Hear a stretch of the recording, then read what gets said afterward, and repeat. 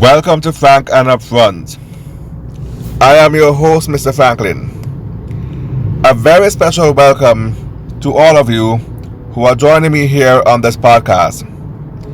I invite you to like, comment, share, and subscribe. Today's topic: the real agenda behind the media blowing the coronavirus out of proportion. Perhaps recently you have noticed in the news where there are rampant talks about the coronavirus, increasingly rampant talks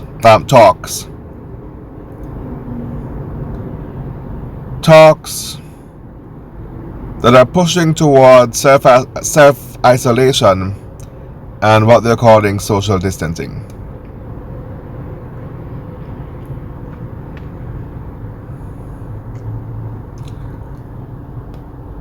So much so to the point that there are many locations around the world where their citizens are being ordered to self-quarantine.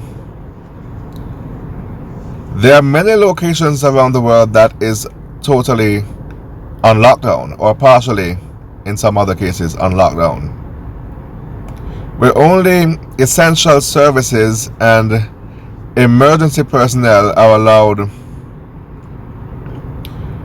to move freely and conduct business.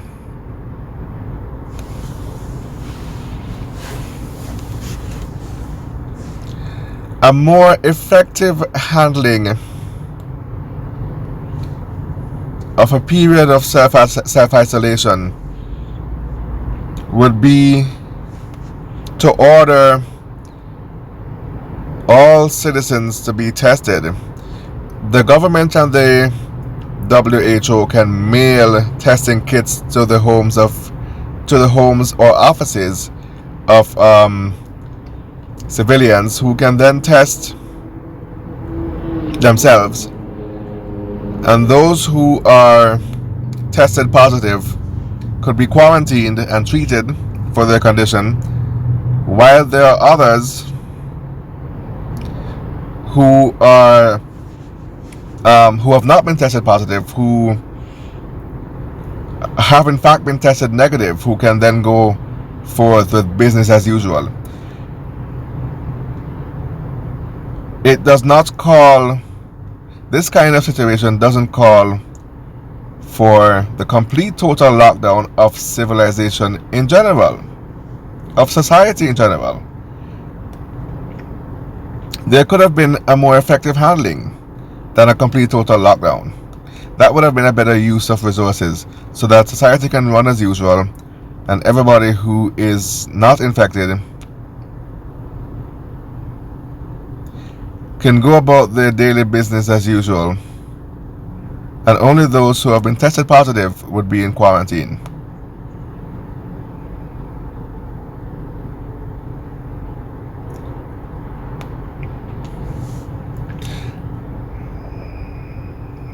But that is not what they have chosen to do, which would indicate to me that there's a much bigger agenda behind it, behind the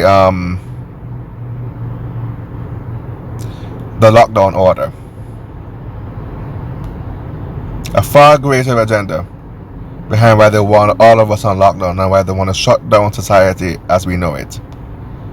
After all, why did they create the virus? We're now seeing the manifestations of the reason for them creating the virus. And when I say them, I'm talking about the world government, who rules all the countries on earth, the shadow government. Now, there are many conspiracy theories as to why the coronavirus was created.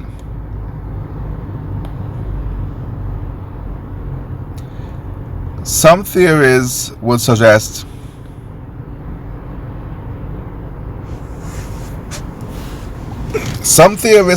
that the Chinese government created the coronavirus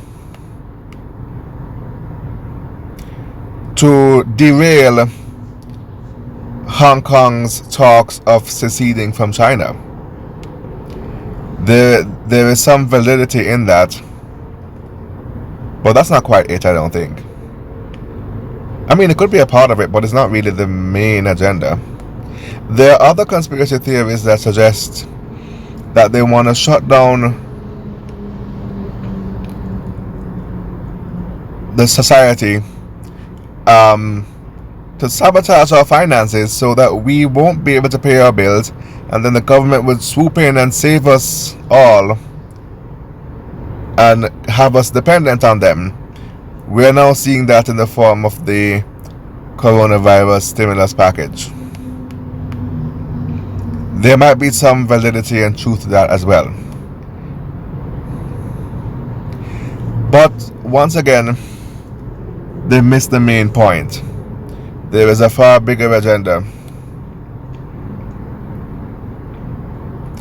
behind why the shadow elites allowed individual countries on earth to create and use the coronavirus.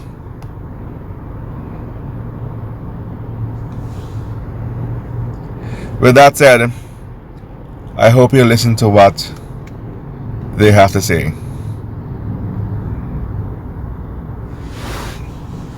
The signs are all over Tokyo, symbols of what was supposed to be Japanese survival, a comeback, crushed, at least for now. Tokyo 2020 organizers and the International Olympic Committee bowing to global pressure brought on by the novel coronavirus catastrophe. Memories of another disaster 9 years ago still fresh on many Japanese minds. 2011's mega quake, tsunami, and Fukushima triple meltdown. Winning the Olympic bid in 2013 brought a surge of national pride and badly needed jobs. Japan invested tens of billions of dollars, new infrastructure, new technology. 2020 was supposed to be a banner year, a year now defined by a once-in-a-century global pandemic. We've overcome natural disaster, war, but things are different now. This will be the biggest challenge we ever face, says Shigeru Ishiba, one of Japan's most powerful lawmakers. He says Japan's aging population and shrinking workforce makes it much harder to bounce back. The Olympics are a cornerstone of Prime Minister Shinzo Abe's plan to transform Japan into a global destination, a plan to jumpstart the Japanese economy. Analyst Keith Henry says even a delay has serious financial implications. Basically, it's a service sector economy, obviously, with the railroads, the hotels, the regions of Japan that were counting on people spending a few days in Tokyo and wandering the mountains or the beaches of the hinterlands of Japan. The damage, economic damage, will be widespread all across Japan. Finance Minister Taro Aso even went so far as to call coronavirus proof of an Olympic curse. Aso was born in 1940, when World War II extinguished Japan's Olympic flame. Tokyo was supposed to host the canceled 1940 Games. It would end up waiting 24 years. The 1964 Tokyo Olympics, Japan's reintroduction to the world, showcasing a miracle recovery, rising from the ashes of war. Today, a new war against a deadly virus, putting Japan's Olympic dreams on hold yet again. Real Ripley, CNN, Tokyo.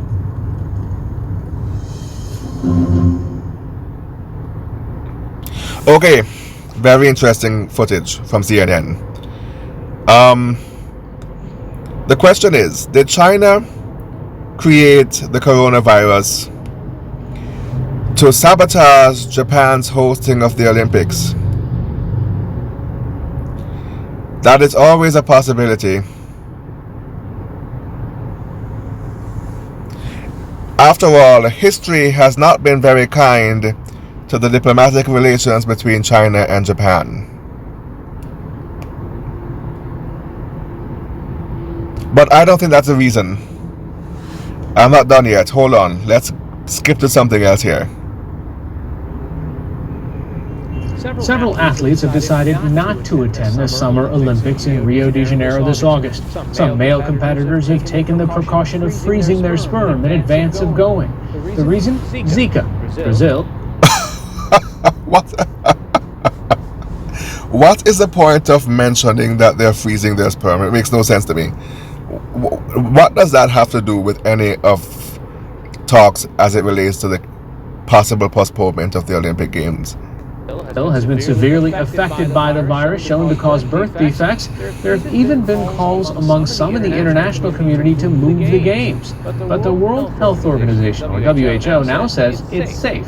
NewsHour producer John Gerber and NPR's Lulu Garcia Navarro report now on Brazilian reaction to the controversy. What's up? Paulo Cesar Vieira, known by his nickname Peanut, is something of a celebrity in his favela or informal settlement of Cocinha. I feel proud. I'm from here, but I am so proud because since kids, I always dream to see my favela up. Okay, very briefly. He and his friends have been dreaming since they were kids of the day that Brazil would host the Olympic Games. That was very much worth mentioning, as I'll get back to that in a moment, as to why I believe 4 years ago they wanted to sabotage Brazil's hosting of the Olympic Games. A community leader and a tour guide, he had hoped that the coming Olympics would be the next step in improving the lives of everyday Brazilians. But then, Zika happened. Improving the lives of everyday Brazilians, and then Zika happened. We're talking about job creation. We're talking about people being able to sustain themselves and feed their families and maintain a certain lifestyle. In a third world country, the Olympics promised to allow people the capabilities of maintaining somewhat of a middle-class lifestyle in a third world country. The Zika virus and its potentially devastating consequences continues to spread. Growing fears now among Olympic athletes and fans worldwide over the looming threat of the Zika virus. Hundreds of thousands of people are traveling to Brazil this summer for the Olympics. We already have a pandemic on our hands. What could happen? Brazil is the epicenter of the mosquito-borne Zika virus. In advance of the Rio Games, Olympic organizers... Brazil is the epicenter of what was then called the Zika virus. Now, that was very much worth mentioning. Japan is in very close geographical proximity to China. If the coronavirus had erupted in Japan, they would have made it way too obvious. So what they did instead was to create the coronavirus not in Japan, but somewhere close enough that it could have a negative effect, or to outrightly sabotage the Olympic Games in Japan. Organizers and local authorities have been spraying facilities and struggling to assure the world that it's safe for athletes and tourists to come here. A group of international media, which included PBS NewsHour, was invited to film health inspectors in Rio's Jacarepaguá neighborhood last week. Mosquito eradication measures like these have been taking place across the city.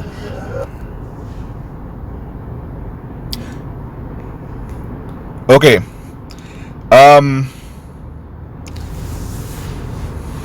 I believe that whoever is behind these viruses had a completely different reason for sabotaging Brazil than they have for sabotaging Japan. The classist people, psychopaths who run this world, the last thing they want is for the self-esteem of young Brazilian boys and girls to be boosted when they see their country, a third world country, hosting the Olympic Games. The last thing they want is to see economic growth and job development for the adult citizens of Brazil, or any other third world country for that matter, being able to host a game like the Olympics. The influx of revenue that Brazil would benefit from by them hosting the Olympics, they had to derail and sabotage that. And that's why the Zika virus had erupted in Brazil, not in 2015 or the year before, but particularly in the Olympic year itself. Is it any coincidence, people, that these viruses always break out in a major Olympic year? The Zika virus in 2016 and now coronavirus in 2020. And as for the Japanese, what was their incentive for sabotaging the Olympic Games in Japan? We know that they don't want any third world country hosting the Olympic Games and gaining revenue from it. They want to sabotage their finances and leave them in poverty. We know that. But what about Japan? Japan's not really a third world country anymore, right? Is it just about possible that China wanted to win the 2020 bid, even though they were able to host the Olympic themselves in 2008? And I can't remember there being a virus in 2008. And because they wanted another one of their cities to win the 2020 bid, and because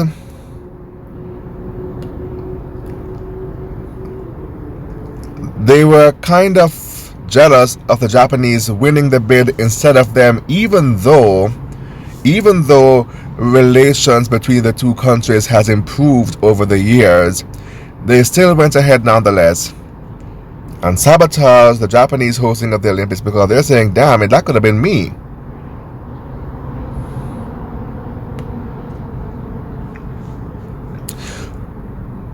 Right?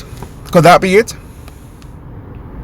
Or is there another agenda, a far greater agenda than what anyone could have ever seen coming?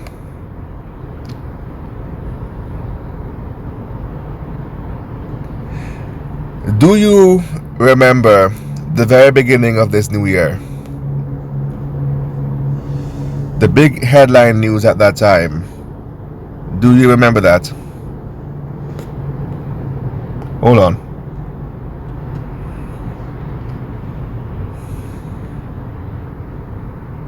News. In a major escalation in tensions between the U.S. and Iran, the top Iranian general has been killed in an airstrike while leaving the Baghdad airport. The Pentagon confirmed the U.S. military carried out the attack. Qasem Soleimani was one of the most powerful figures in the Middle East and had been the top military man in Iran for more than 20 years. This attack comes after Iranian-backed groups breached the U.S. embassy in Baghdad just 2 days ago. We now turn to ABC's Kara Phillips, who's with President Trump in West Palm Beach, Florida. Kara. When reports of the airstrike at the Baghdad airport broke tonight, there was one question on everyone's mind. Was the United States responsible? Well, the president was cryptic.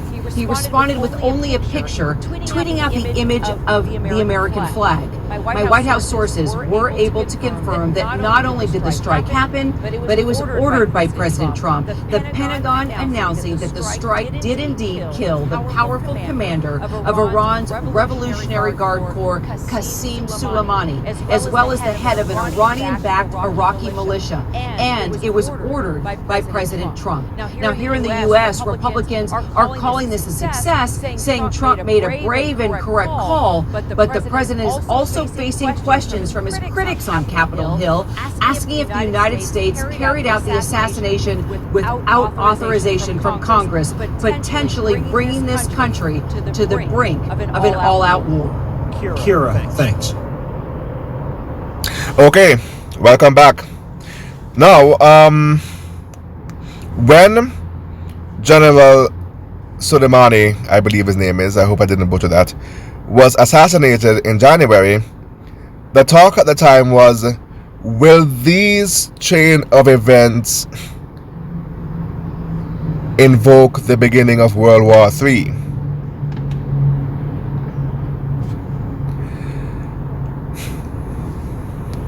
Well,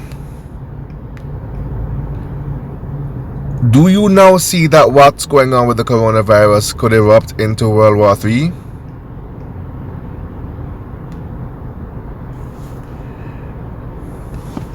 What we were anticipating as bombs and fallout actually took the shape and form of a biological warfare, an instrument of biological warfare instead. This coronavirus was unleashed in retaliation for the assassination of General Soleimani. So then, are you saying, Mr. Franklin, that the Iranians created the coronavirus? No. I'm saying their allies did.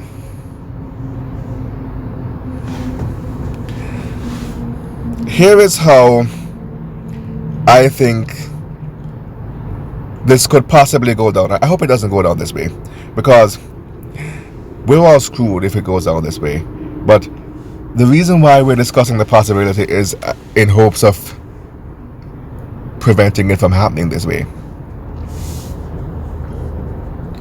Alright, so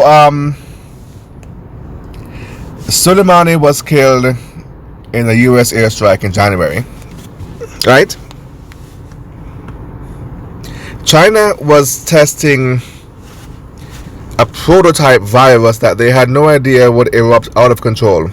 Or perhaps they knew. Perhaps they perfectly knew. Or perhaps they sold the virus to another entity and agreed to take the rap for the virus getting out of control, so that entity could actually, while the world is focused on China, that entity or that country could move about the place undetected, because China is taking the blame for it on purpose. This could erupt into a giant international incident between all the countries involved. So the Chinese deliberately infected a couple of their agents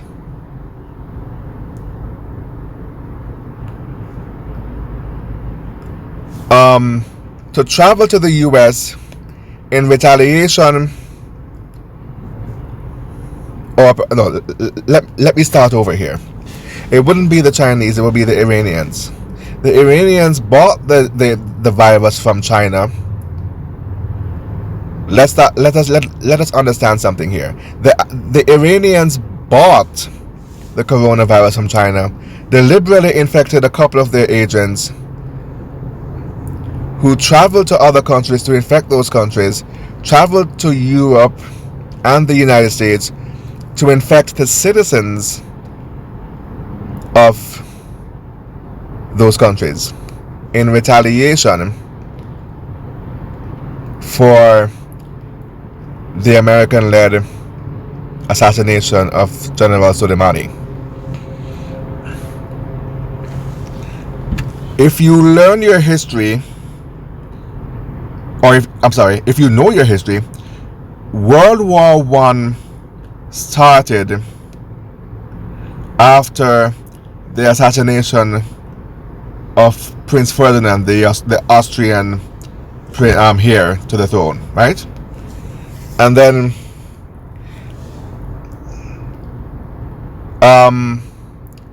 one country retaliated, another took side of the other of that country that retaliated, and that's how World War I broke out, by the countries forming allies and breaking away from each other, forming allies among themselves.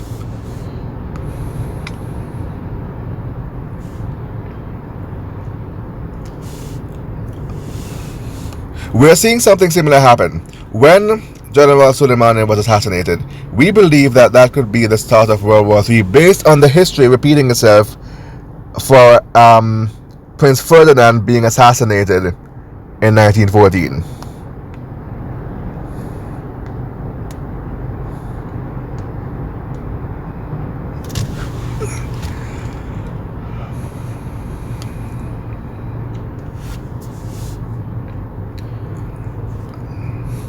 And then now, the Chinese had their own agenda for creating the coronavirus. They wanted to derail Hong Kong's talks of seceding from China, yes, and they also, as well, wanted to sabotage Japan's hosting of the Olympics. When General Soleimani was assassinated, China secretly took Iran's side, or perhaps Iran went to China for help, bought the virus from China that they know that China had. Somehow they knew China had the virus, bought the virus from China to use as a secret war in retaliation against the United States and her allies in Europe.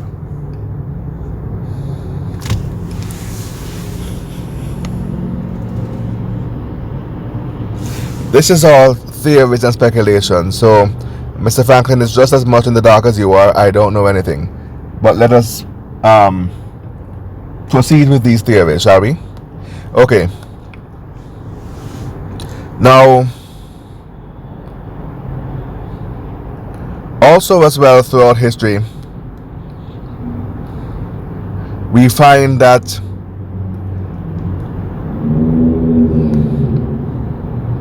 America's involvement in World War II took place after the bombing of Pearl Harbor, which was a Japanese retaliation against the Americans for a trade embargo against Japan because of Japan's conflict with China. And America was protecting her interests in China by trying to get Japan to back off. When Japan wouldn't obey, America retaliated with an embargo against Japan, a trade embargo that resulted in the Japanese bombing of Pearl Harbor. If China did in fact unleash a virus near a place where the Olympics would be hosted, near Japan, can you see the possibility of America taking Japan's side this time around, unlike 70, 80 years ago when they were taking China's side? This time they take Japan's side against China. So can you see a possibility where China and America could go to war, especially when the president blames China for the virus, calls it the Chinese virus? So that could actually intensify tensions between the two countries, especially when you consider that America is indebted to China. Half our jobs are over there. This president we have in the White House is promising to bring the jobs back home. All of those events could actually intensify tensions between the United States and China. China and America could go to war. Iran could jump in and take China's side against America out of retaliation.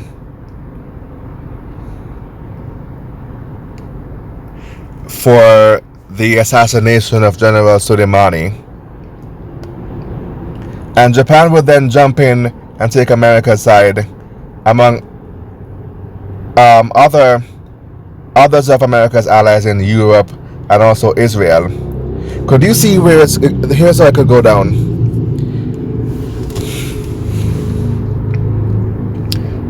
America hits China. It could be a trade embargo again.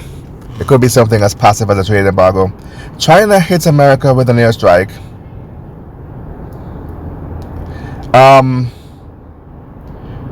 Russia might jump in and take, well, who knows? Nobody really knows. Nobody really knows who the Russians are loyal to. So they could take any side.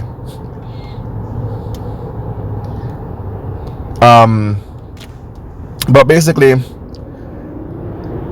China launches a strike against the United States. It could be against a naval base in some. Let's say, for example, China launches an airstrike against an American naval base off the coast of Russia or Japan or wherever, right? Somewhere in the Straits of Tsushima.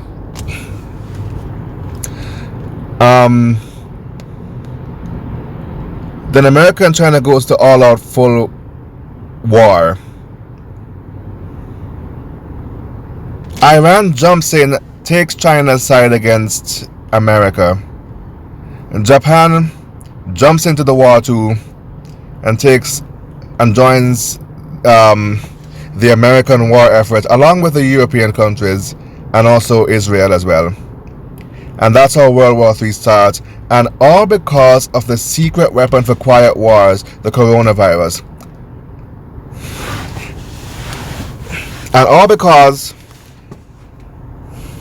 Iran bought the coronavirus from China to sneak it into America to infect our population out of a silent, passive retaliation for the assassination of their top general.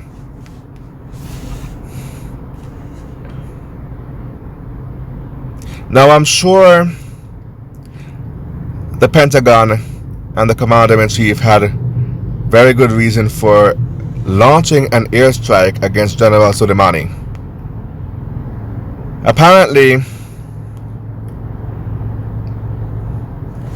he was planning to attack American embassies throughout the Middle East and American convoys as well. If that's what he was doing, they have justifiable cause. But that was the straw that broke the camel's back insofar as relations between two countries on the brink of war is concerned. Sometimes war is best fought without bombs and planes and missiles and hand grenades. Sometimes wars, and of course guns too, sometimes the most effective weapon is an economic weapon, like a virus that could derail a sporting event that could bring much revenue into a country, or an embargo that could prevent foreign exchange that would also enhance the economic stability of a country.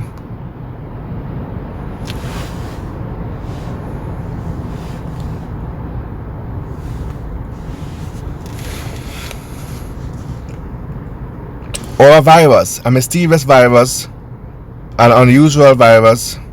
No one fully understands the nature of it. People believe that the virus spread because the country who created it failed to contain it, when in fact they probably deliberately wanted it to spread on purpose.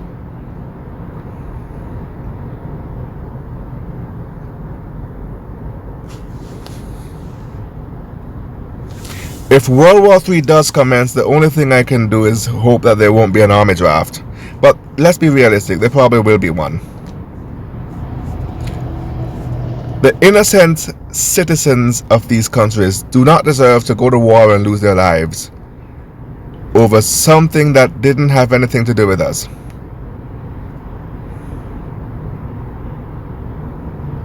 I am not against risking my life to fight for what I believe in. What I am against doing, for sure, is fighting for the wrong cause. Our elected leaders made decisions involving us that would compromise our safety without our consent. Understand something here.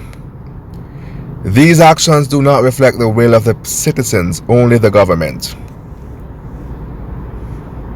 The war should be among If there's going to be a war, hopefully this could be avoided.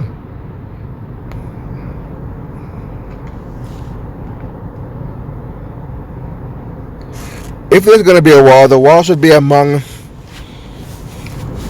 the people who started it, not the citizens.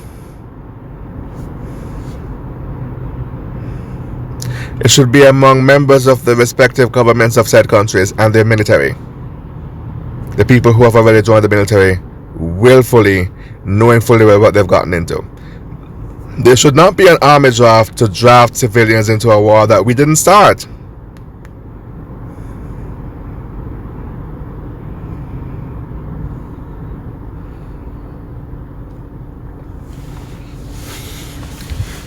We want nothing to do with this war, as I can see the very real possibility that this war could emerge. We want no part of it. This does not reflect the will of the citizens or the people.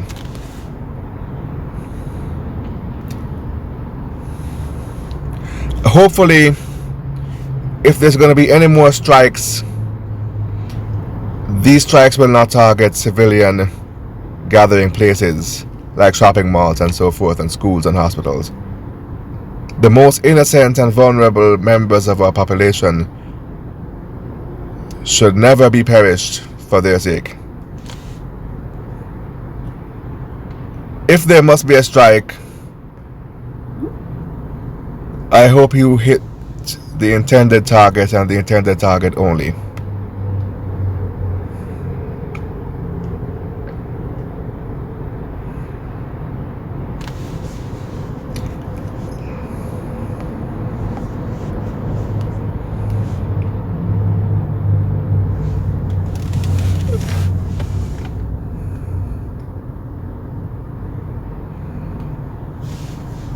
But hopefully, it should never come to that. What can be done to prevent World War III from erupting as a result of the coronavirus that was created deliberately to start World War III on purpose? That is the source, the reason, I should say, why the virus was patented. This is not the first time that a virus was used in a war. The Spanish flu had erupted onto the scenes sometime around 1918 as World War I was drawing to its end. They say that one of these cataclysmic disasters occur once every 100 years. The Spanish flu in 1918, and now the coronavirus in 2020.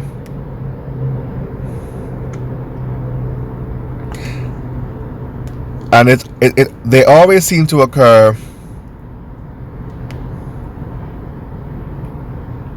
either towards the end of the war, as was the case in 1918, or being used as an instrument to start a war silently, as we can see happening now with the coronavirus.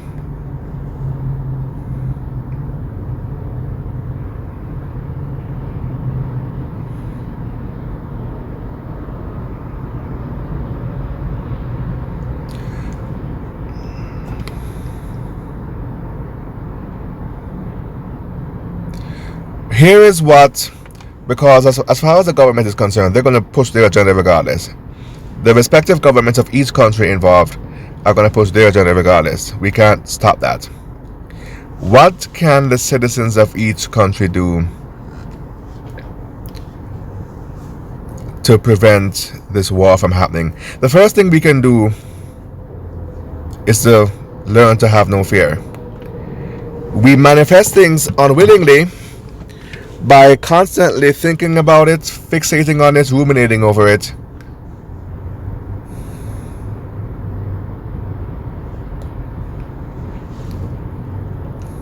And by fearing it. Regardless of the possibilities outlined in this podcast of how World War III could begin,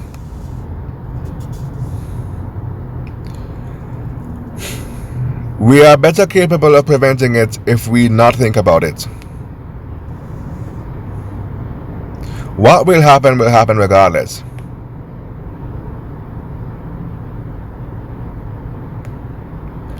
All of these viruses have patterns. The mad cow disease, the swine flu, the Ebola, the chikungunya, the ZIKV, the COVID-19, even as far back as the plague that haunted much of the European countryside during the Dark Ages. All of those have patterns. Matter of fact, as far as the plague is concerned, if we want to go way back, we could go way back. China created the plague to attack Europe as an act of war. That virus was sent on a ship from China to Europe, deliberately to attack Europe and reduce its population. Similar to how Columbus gave the Arawak Indians blankets as a means of, as an attempt, I should say, at genocide. But instead, it was not a genocide. The only genocide that took place, as far as the native Indians are concerned, the Amerindians, the only genocide that took place was insofar as their identity and their spirituality is concerned. Because there was no genocide. I see evidence of the descendants of Amerindians throughout the Caribbean and Latin America to this very day.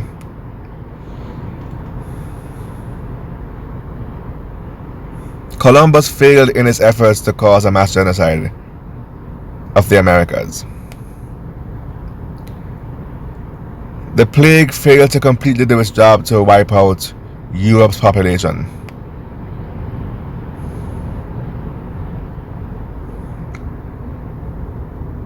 The Spanish flu failed to do its job by prolonging World War I, when in fact World War I actually ended in that very year.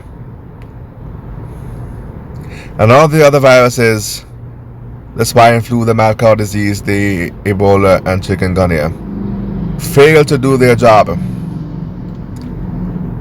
to control the population.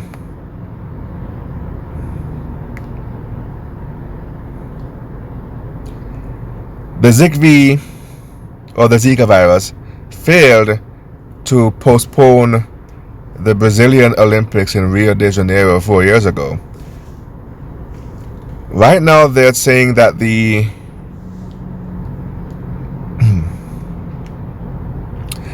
the 2020 Olympics in Japan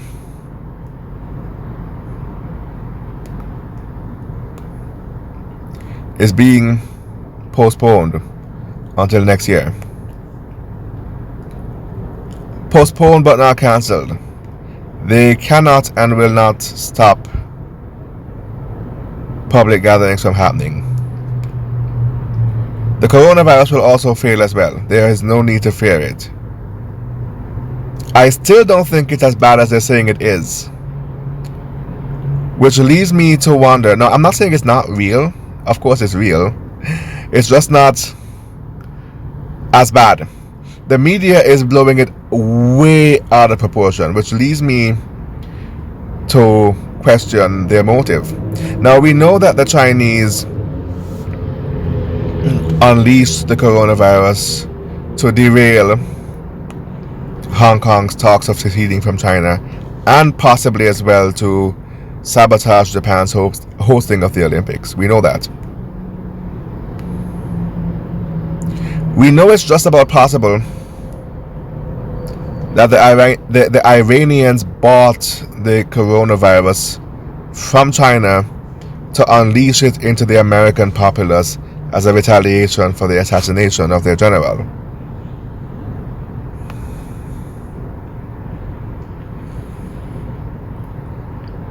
But then the Americans seized the opportunity to capitalize on what was intended to be an act of retaliation and an act of war. Right? They seized the opportunity to do what they've always wanted to do. There are mandatory evacuations of public gatherings throughout the world, but here in America they're pushing the social distancing agenda. Why? Our government here in the United States have always been looking for a reason to impose martial law, to enact the Posse Comitatus Act, to send the National Guard into civilian streets and lock all of us up in FEMA camps. And when the Iranians bought the virus from China as an act of retaliation, the American press and the American military and government seized the opportunity to allow the Iranians to compromise the safety of the populace so they could have the perfect excuse to enact martial law, invoke Posse Comitatus, and send the National Guard to put us all in FEMA camps where we'd be better able to be controlled. Because they want to reduce the population. There's too many of us. They want to reduce the population of the entire globe. All the world governments want to do that so that they can seize the natural resources for themselves and have only a handful of us who are easier to control. Those who will not die will be placed in FEMA camps and will be forced to depend on the government for handouts, where it will be so much easier to control us. That might be the ultimate agenda. What was intended to create an international incident between nations is now being used to start the ultimate war between civilians and their government.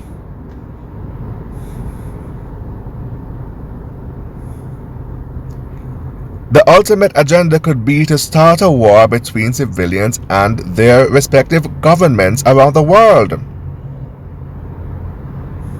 World War III might not be between nations, people. World War III might actually be the Armageddon between the civilians and their respective governments around the world. Starting here. Right here is ground zero. Could be ground zero. Let's not manifest that from the universe now, you know. Could be possibly ground zero of the enactment of martial law. And once it happens here, other countries will follow and do the same thing. But right now, all we have are theories. We don't have empirical evidence. So it's a wait and see kind of game right about now. But we have to prepare for the possibility of martial law. We have to be prepared to go to war with our government. They're already threatening to arrest people who are caught on the roads not conducting what they call essential business. And by the way, people don't know this, or perhaps they haven't realized it. The coronavirus was predicted almost 20 years ago on the TV show 24. If you remember, there's a TV show called 24 starring Kiefer Sutherland. Now, on season 3 of 24, there was a virus, a rogue agent by the name of Stephen Saunders unleashed a virus, or attempted to. He attempted to unleash a virus into the American populace, but he only managed to infest a hotel building. What was intended to be a citywide unleashing of what they were calling the Cordelia virus. Yeah, that virus was called the Cordelia virus, similar sounding to the coronavirus. Do you hear the similarity of the two words? They called it the Cordelia virus, and it was predicted on 24 some nearly 20 years ago in season 3. Now Saunders threatened to unleash the Cordelia virus on the Los Angeles subway line, but he tested it. Before he did that, he tested it in the AC vent of a hotel room lobby, of a hotel building lobby. And the CTU agents tried to contain all the hotel guests and keep them from going out and spreading the virus.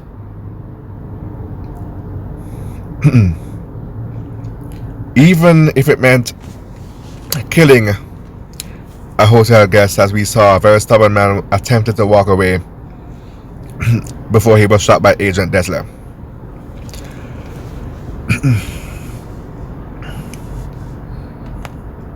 Right?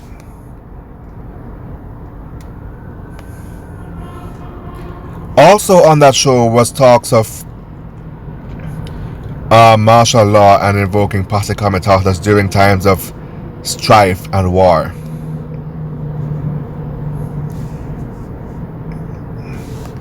We can take the clues from shows of that kind, predictive programming, especially when they give the virus a similar name to the one that we have now. And we can take the clues from predictive programming and prepare for martial law. Prepare, stock up, buy your non-perishables, prepare to go to war with the government. Hope for the best, but prepare for the worst.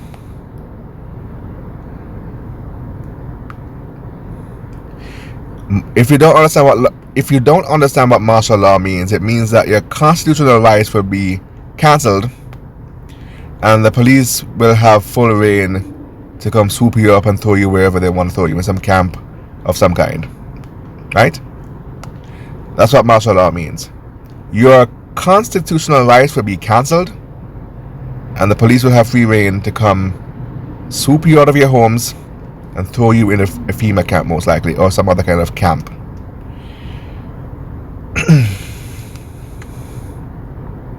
Right about now, we are on lockdown indefinitely. There is no definite end date as to when we could go back to work.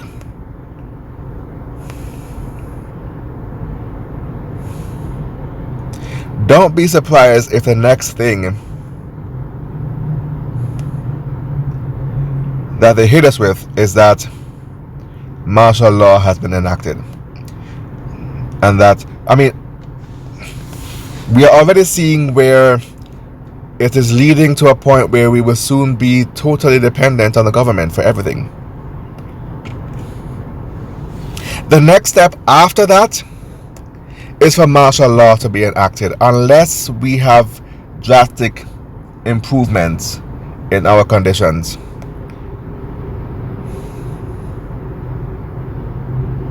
Or until we understand the full nature of what we're dealing with. Or until they find a way to learn to contain it so we can go back to work and go back to our daily lives as usual. It could go either way right now. Let's hope for the best and prepare for the worst.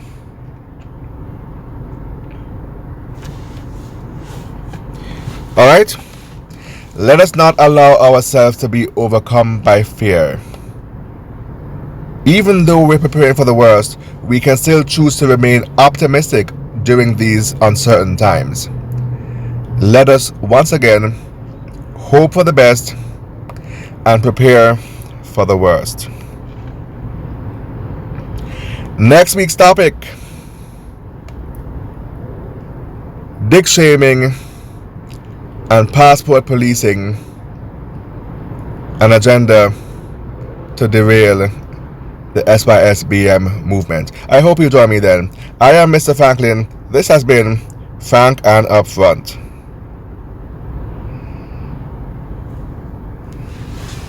Give thanks and praise unto the Most High. Because of which will be the closer pertains unto a man. Because all these things are abomination to the Lord God. Yeah.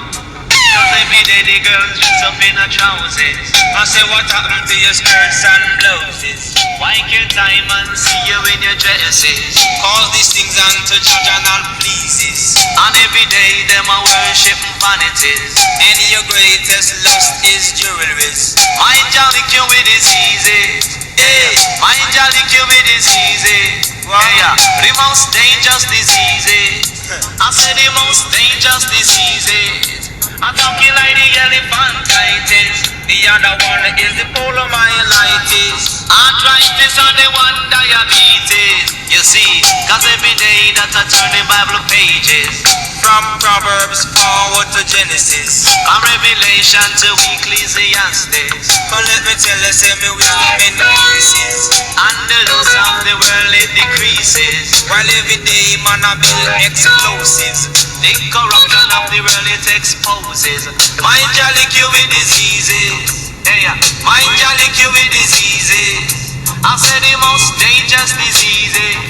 I said the most dangerous diseases. I'm talking like the elephantitis. The other one is the polymyelitis.